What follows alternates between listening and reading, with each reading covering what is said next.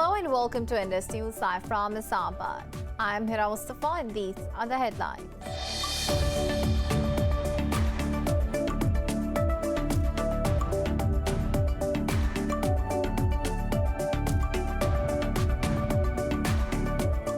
The Taliban have announced the creation of the Islamic Emirate of Afghanistan days after the takeover Kabul. The announcement was made on the 102nd anniversary of the country's independence from the British rule. A Taliban leader has said a ruling council may govern the country as concerns grow over the form of a future government amid Kabul evacuations. Separately, 2 people have reportedly been killed during firing at an Independence Day rally in the city of Asadabad.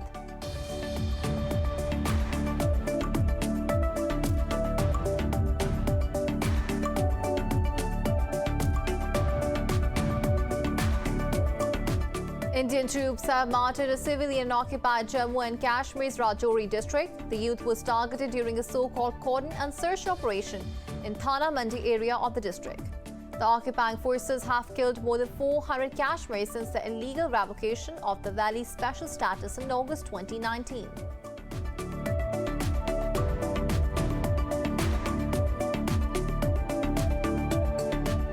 Muslims around the world are observing Ashura, the largest religious mourning. The day marks the martyrdom of Prophet Muhammad's grandson Imam Hussein in the Battle of Karbala fought in 680 AD in southern Iraq. This year, amid the coronavirus pandemic, the scaled-back gatherings will be held while taking the necessary precautions.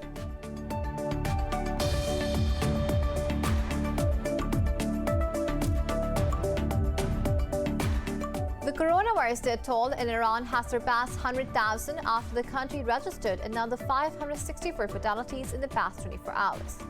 Meanwhile, China says it has provided 800 million vaccine doses to other countries as part of President Xi Jinping's pledge to donate 2 billion doses by year-end.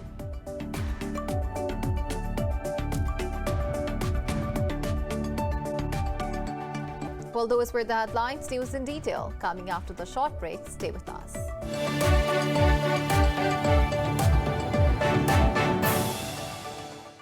Welcome back. Now the news in detail. The Taliban have announced the creation of the Islamic Emirate of Afghanistan days after the takeover Kabul. The announcement was made on the 102nd anniversary of the country's independence from British rule. A Taliban leader has said a ruling council may govern the country as concerns grow over the form of a future government amid Kabul evacuations. Separately, 2 people have reportedly been killed during firing at an Independence Day rally in the city of Asadabad.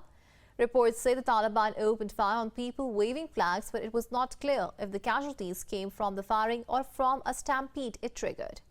The Taliban are yet to respond to reports. Earlier, President Biden said U.S. troops may stay in Afghanistan beyond his withdrawal deadline to ensure evacuations. He said it had been impossible to leave Afghanistan without chaos. For more on this, we are joined by Arshad Yousafzai, a political analyst from Peshawar. Yousafzai, thank you for joining us. Mr. Yousafzai, President Joe Biden has admitted that the chaos was unavoidable following the U.S. withdrawal from Afghanistan. Why did Biden stick to his decision of hasty pullout despite knowing the aftermath, and whether the U.S. would be blamed for further unrest in Afghanistan? I think President Biden and the U.S. military had realized that any delays in going out of Afghanistan, any extension in the stay was not going to help anybody.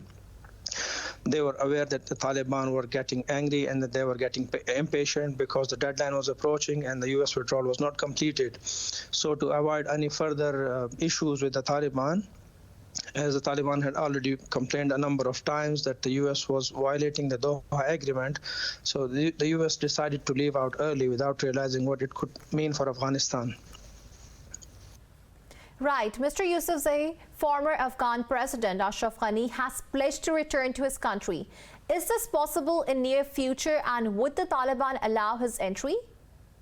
I don't think President Ghani seriously means this, because he shouldn't have left. He shouldn't have left when the Taliban were giving pardon to everybody. And I've been hearing reports that higher Taliban commanders, even in their speeches in Kabul and elsewhere, while they're addressing these massive jirgas or meetings of the people who are gathered to greet them on their success, have been telling their fighters that even Dostum's money and his life and everything was haram on them, that they should not harm anybody, even Dostum or the toughest opponents. So they would have easily pardoned President Ghani. I don't think that he would return that easily. If he meant to return, if he wanted to come back, the Taliban wouldn't harm him. That's what I believe. But still, it is very uncertain, and it's too early to decide for him to come to Afghanistan. And even his statements wouldn't really bother the Taliban now, because they are in control of everything. And they have successfully managed talking to other leaders who were present in Kabul and who had some reservations, which I believe have been sorted out last evening since Anas Haqqani met them. Right. Mr. Yousafzai, the British Army chief, says this time the Taliban could be more reasonable. Do you think the Taliban have changed and whether their government will be run differently than the previous one? It looks like, yes, the Taliban have evolved greatly. Their leadership is polite, that they are pardoning people. It has never happened in the history before that they have pardoned or someone has pardoned their worst enemies. They believe, some of them jokingly say that we are going to reset the example of Nelson Mandela, that we are going to forgive everybody and that we are going to move forward relatively easy this time. Although, they have decided about bringing revolutionary changes in many things, there is still uncertainty about how are they going to do it. They are trying to get people who are experienced in many fields and departments, but still they will have to sort out many challenges in future. Arshad Yousafzai, thank you for speaking to Indus News.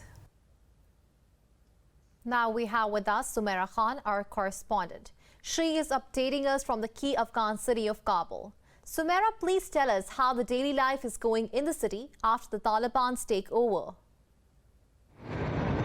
We have finally reached Kabul by road from Torkham border crossing between Pakistan and Afghanistan. Right now, I'm standing at the very famous Ahmad Shah Massoud Square in Kabul, and it is the very place which is being deemed by the Kabulites and all the Afghans as one of the sacred places for them. It is said that it is believed that first speech of Ahmad Shah Massoud, their veteran and their legendary politician and warlord, and the Mujahid leader, he delivered his first keynote speech over here in Kabul. So this is the center place of Kabul right now, and if I tell you about the city, what is the pulse of Kabul? The pulse of Kabul is very clear. You can see in the background the traffic is as per normal routine, because last I was here, I can't differentiate that is there any difference after the Taliban takeover, or it's the same as it was in the previous Kabul regime, the previous Ghani regime. So right now, despite the people in the city are observing Ashura as well, right now traffic, normalcy of life, I can see everything happening, and it is as normal as any city of Pakistan can be, or any city of any country can be. I do not see any sign of terror, I do not see any sign of oppression over here, but obviously we are yet to explore city, and definitely I'll be keeping the viewers posted about the entire pulse of Kabul. But right now, the moment I entered the city, it was as calm, as tranquil as any place in any normal country of the world. So right now, yes, there were reports that in some spots of Kabul city, I heard that there were some protests going on. I think they were regarding the change of the replacement of their national flag, their what they call it, Milli Bairagh. The Milli Bairagh issue is still going on in the city.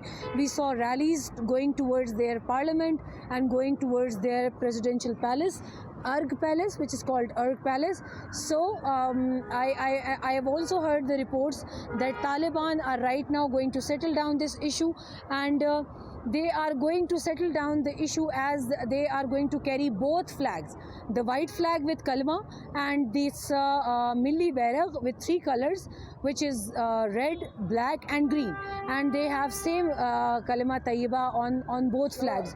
So we have, once again, we have the security provided by Taliban here. Wherever they see a woman, they send their scouts or their comrades to secure that woman, to give security to that woman. So I don't see anything wrong over here, and it's for me, for a woman as a correspondent in Kabul city, it's much secure.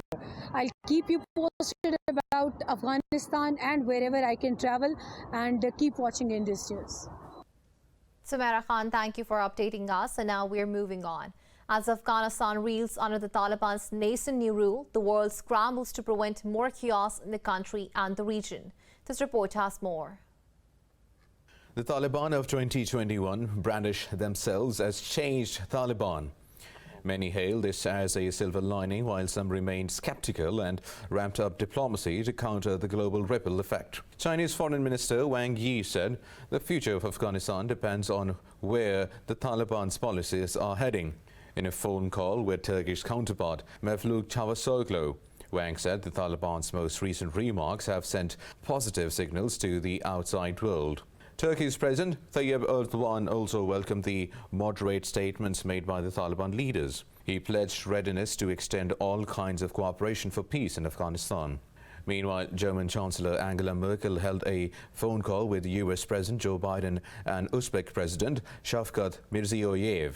Merkel and Biden discussed the need for the provision of humanitarian aid for vulnerable Afghans as well as support for neighboring states. While Merkel and Mirziyoyev said the two hold similar stances on the importance of a political solution in Afghanistan. Russian President Vladimir Putin also discussed recent developments in Afghanistan with Iran's President Ibrahim Raisi, while Putin and Tajik President Emomali Rahmon underscored the importance of normalizing the Afghan situation as soon as possible to maintain regional stability.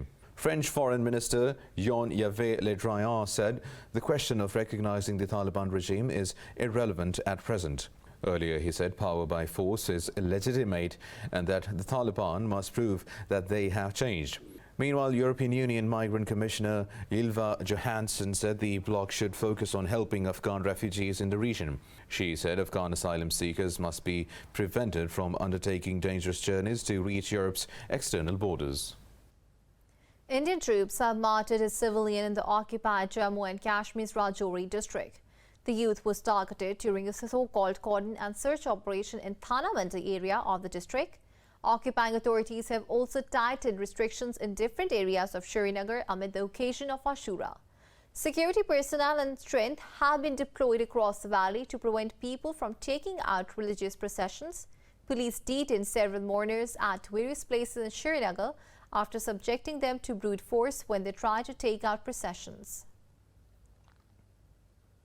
In India, preparations are underway to change the name of historic city of Aligarh to Harigarh as extremist Hindutva policy continues to reign the country. A proposal has been sent to the Uttar Pradesh government, which is headed by Yogi Adityanath, a hardline Hindu nationalist. Students of Aligarh University have expressed fears that the government of Prime Minister Narendra Modi want to stir Hindu-Muslim tensions. Some opposition parties and civil society activists have raised their voices against plans to change the name of the city. The demand for a change in name goes back decades. In October 1989, riots had broken out when the Hindu right-wing group put up Harigarh banners in an Aligarh locality. In Malaysia, former Deputy Prime Minister Ismail Sabri Yaqub has moved closer to forming the next government. Sabri secured a parliamentary majority from the same coalition that collapsed earlier this week. Muhyiddin Yassin resigned as Prime Minister after losing support from his alliance, bringing an end to his 17 months in office. Country's King Al Sultan Abdullah is scheduled to meet with other senior royals on Friday before making a final decision. Sabri's appointment will mark the return of the United Malays National Organization Party to leadership. Caretaker Premier Muhyiddin Yassin said the support was conditional on Sabri ensuring that the new cabinet will be free from graft charges.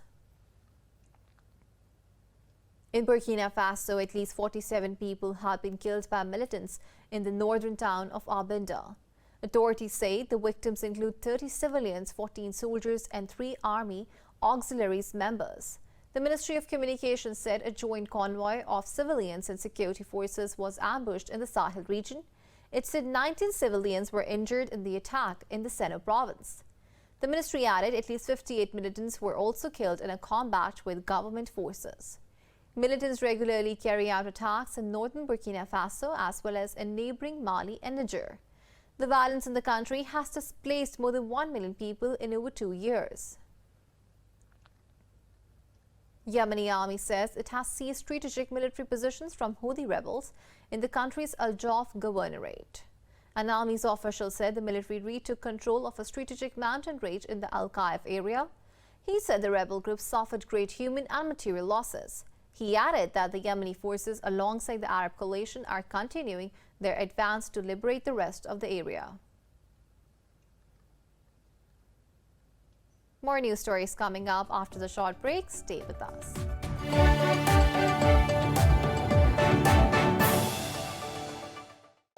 Welcome back. Muslims around the world are observing Ashura, the largest religious mourning. The day marks the martyrdom of Prophet Muhammad's grandson, Imam Hussein, in the Battle of Karbala, fought in 680 AD in southern Iraq.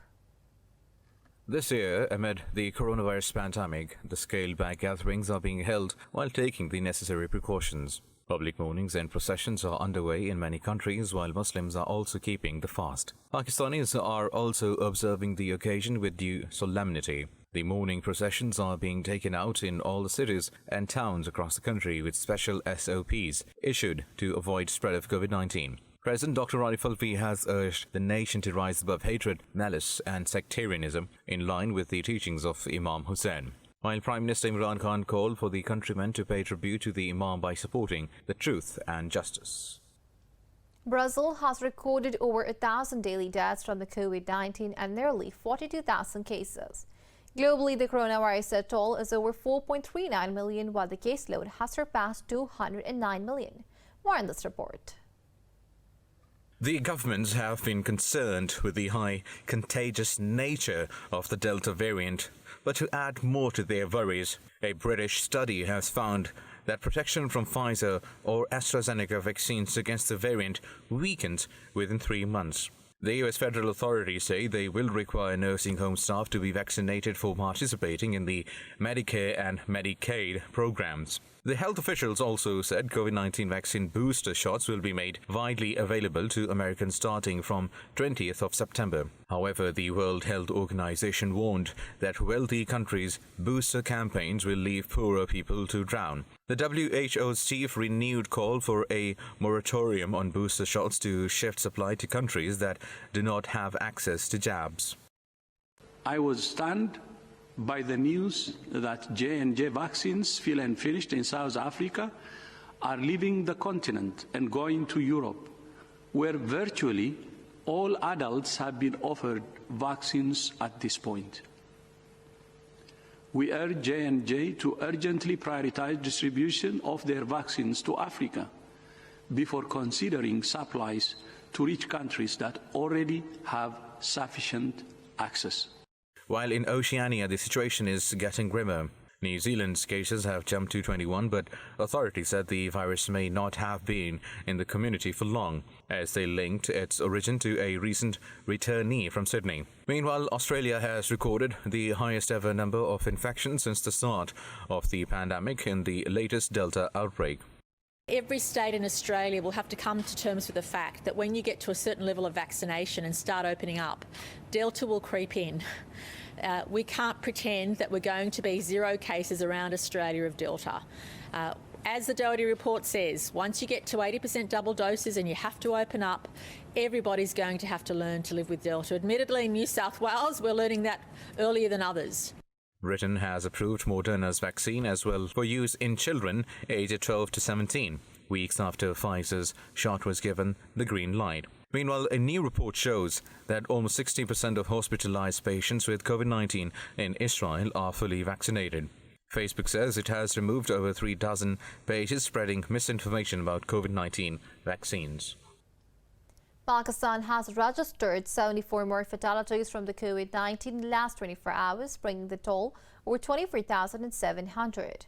The Health Ministry reported more than 4,300 positive cases overnight, pushing caseload over 1.1 million. The ministry said over 999,000 people have recovered so far, while nearly 5,000 are in critical condition. Meanwhile, 44.7 million vaccine doses have been administered so far across the country, and 12 million have been fully vaccinated.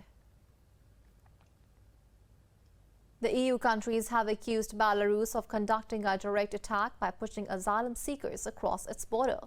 Interior ministers of the 27-nation bloc agreed they need to strengthen their external borders in the future. The ministers issued a statement after an emergency meeting to discuss illegal border crossings into Latvia, Lithuania and Poland. They said Belarus is seeking to instrumentalize human beings for political purposes. The statement read, "This aggressive behavior is unacceptable and is aimed at destabilizing and pressuring the EU." Lithuania said the installation of a fence and a monitoring system could cost more than $585 million, while Poland said it had sent more than 900 troops to help secure its border with Belarus. China says it is willing to jointly promote cooperation with Arab states and seek for development together. President Xi Jinping made the remarks in a congratulatory letter to the 5th China Arab States Expo. The expo opened in Incheon city of northwest China's Ningxia Huai Autonomous Region. In his letter, Xi said the traditional friendship between China and Arab states has strengthened over time. The Chinese president noted Beijing remains the largest trading partner of Arab states. The 5-day expo has attracted exhibitors from over 30 countries and regions and nearly 100 enterprises.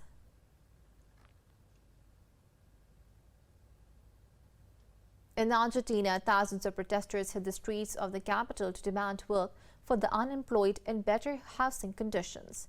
A group of social organizations affiliated with the left-wing Workers' Party convened and led the march. The leaders noted the demonstrations were carried out across 22 provinces. The protesters demanded more social programs, public works, and assistance at soup kitchens.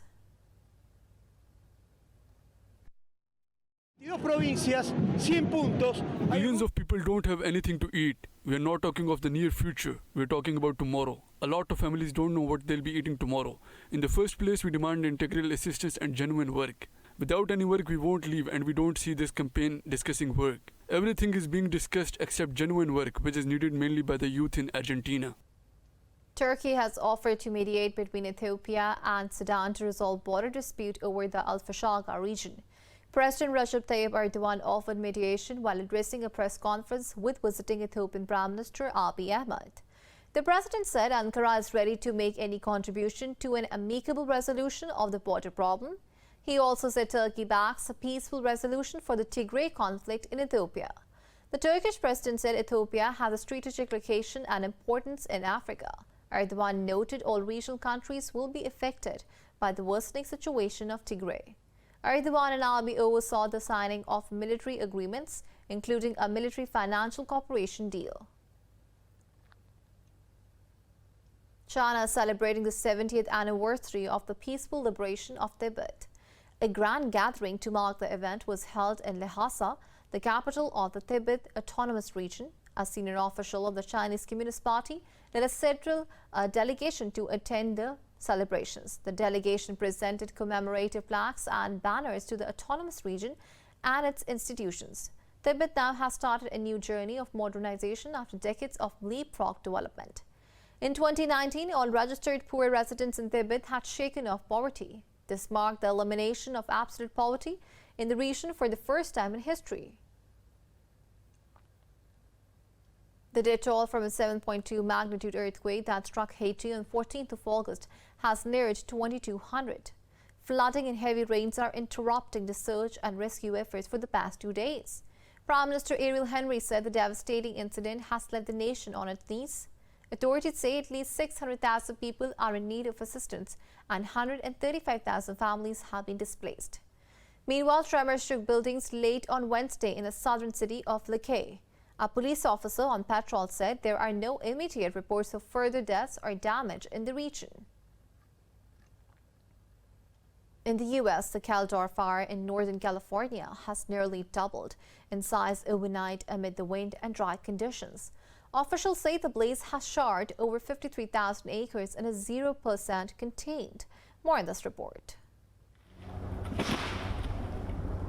Wildfires driven by the heat waves and accompanied by strong winds are continuously racing across the world. In the United States, at least 50 homes were burnt due to the Caldor fire, while 2 people with serious injuries have been hospitalized. Over in France, a wildfire in the Var region has left 2 people dead while burning over 12,000 acres of land and forcing thousands to flee, while Greek firefighters are struggling to curb a large wildfire that has been raging for the 3rd day in the outskirts of the capital Athens. In Argentina, blazes raging in the Cordoba province has destroyed 40 houses and prompted evacuations. Officials have warned of an extreme risk of fires throughout the province amid the dry and windy weather. Meanwhile, Algeria has accused 2 groups linked to Morocco and Israel of setting the recent wildfires in the country. It had recently designated them as a terrorist organization.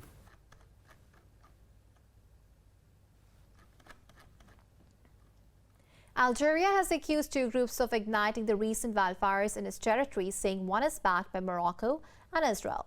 The president's office held the Rashad militant group and MAK responsible for the fires. The country designated the groups as terrorist organizations earlier this year. The president's office said the police had arrested 22 people for starting the blaze. It said it would also intensify the security controls on its borders with Morocco. Israeli and Moroccan foreign ministries have not commented on the accusation so far. Forest fires have ripped across North Africa this month but have been fiercest in Algeria, causing huge damage and casualties. Hurricane Grace was hit by the Yucatan Peninsula in Mexico after striking Haiti and other Caribbean islands this week. According to the National Hurricane Center, the storm made landfall near Tulum, south of Cancun.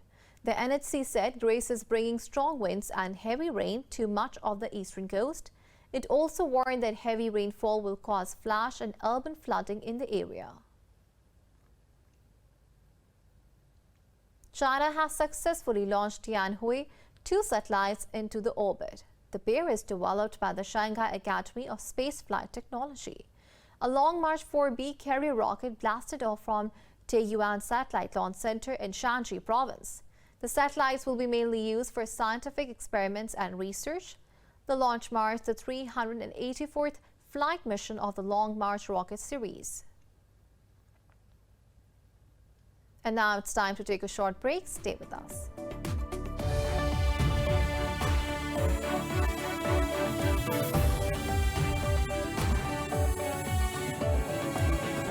Welcome back. A Belgian-British pilot has taken to the skies in a quest to become the youngest woman to fly around the world solo. More in this report. Zara Rutherford departed from Western Belgium in her Shark Ultralight, the world's fastest microlight aircraft. The route will take about 3 months, with stops in 52 countries where she will stay with local families or in hotels. The 19-year-old seeks to win the title from Shaista Weiss, who became the youngest woman to fly solo around the world at 30. It's a dream I've had my entire life, to fly in a plane around the world. It's just this crazy idea. I always thought it would be impossible. But then I decided, if I don't tell anyone about it, then it's never going to happen. So I told my parents, and straight away they were like, yes, let's do this. And with the media attention now that I've been getting, I'm hoping to encourage girls and women to hopefully also go into aviation and STEM, so science, technology, engineering and mathematics. Rutherford's plane was specially fitted out for the journey. It is normally a 2-seater, but an extra fuel tank now takes up one of the seats. This will also help erase any doubt about whether she's flying alone. Fatigue is definitely a factor, but I'm making sure that I'm always well rested. And then there's some more logistical complications, more weather-wise, that could delay some days, but I'm looking forward to it, and I've got a great team supporting me. Born to parents who are both pilots, Rutherford will start university next year with the dream of becoming an astronaut. She hopes her voyage will encourage more women to study and spark their interest in aviation. One of the best free runners in the world has performed stunts at the base of the Russian motorsport team Kamaz Master. Details in this report.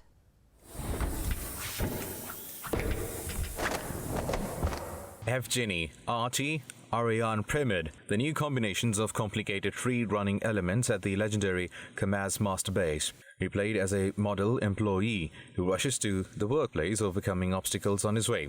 He flew through the air, making impeccable somersaults while the legendary truck shined behind him. He also pulled off a 2-meter-high double bullet, a 360 front flip on a truck in motion, and a King Kong on unstable tires. Ariane is the bronze medalist of the 2021's Red Bull Art of Motion. When he was 15, he became seriously interested in free running and decided to become a professional athlete. In Egypt, a ninja lover and trainer has made his childhood dream a reality by turning his farm into a martial arts training zone. More about the enthusiast in this report. Like many other children worldwide, Abdul Qadir Ahmed, who is also known as Abuda Ninja, was a huge fan of the TV show Ninja Turtles as a young boy. Inspired by the 4 ninja brothers in the cartoons, Abuda dreamed of mastering the martial art, so he started playing karate, kung fu and parkour. In 1999, he went to Libya for work, where he met a personal trainer who introduced him to the world of professional ninjutsu.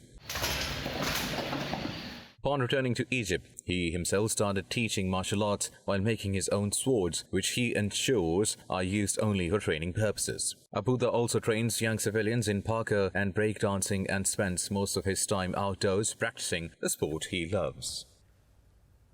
In Ivory Coast, an artist has turned discarded flip-flops from the beach into masterpieces.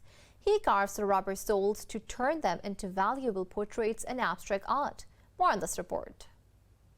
As Aristide Kwame combed the beach, dragging the trash bag of waterlogged flip-flops, many thought of him as either a desperate trader or a madman. Little did they know that he would be converting them into stunning artworks as valuable as $1,000. His unique methods have garnered wide acclaim, and his art has hung in galleries throughout West Africa and parts of Europe.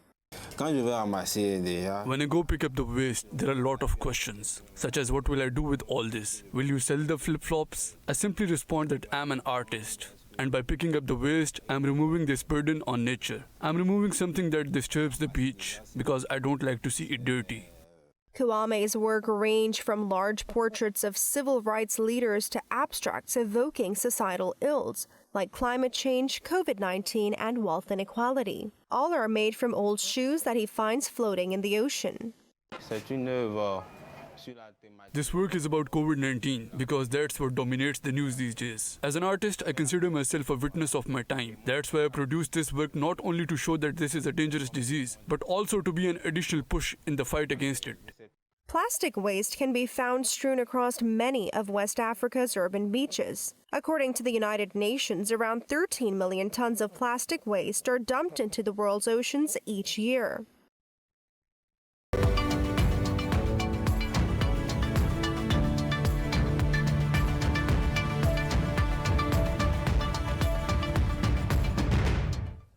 The Wall Street stocks have dropped amid concerns that the Federal Reserve could remove stimulus this year. The jobless claims fell to a new pandemic low last week, suggesting the market to heal even as the Delta variant causes uncertainty. The new claims are now adjusted to over 300,000. All the major bourses landed in negative territories. Meanwhile, the oil prices fell for a 6th straight session, declining to the lowest level since May over demand's fear. Hezbollah says it has organized a shipment of fuel oil from Iran to Lebanon, which will sail within hours. Group's leader Sayed Hassan Nasrallah says Hezbollah only seeks to help people and does not want to get into a challenge with anyone. In a televised speech, he warned the US and Israel the ship would be considered Lebanese territory as soon as it sails. He said there will be further such shipments to follow. Hezbollah previously announced plans to bring fuel from Iran as Lebanon struggles with crippling fuel crisis shortages. For the weather updates, we have Raja Saroj Suhaib with us.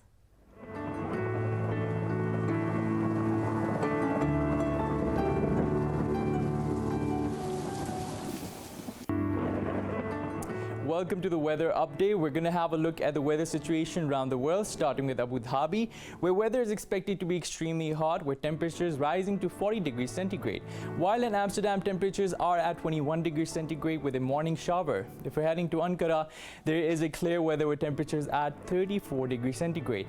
Moving down under to Auckland, the temperature is chilly at 15 degrees centigrade with thin layer of clouds covering the sky.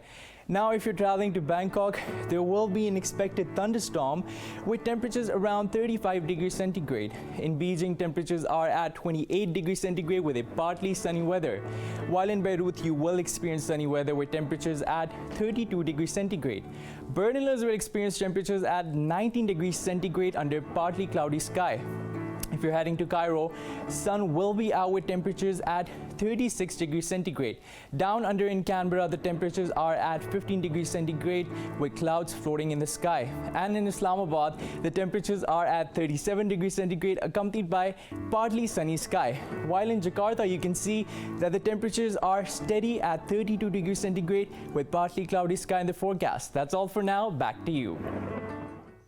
Thank you, Saroj. That's all for now. For the latest updates, you can follow us on social media at indus.news.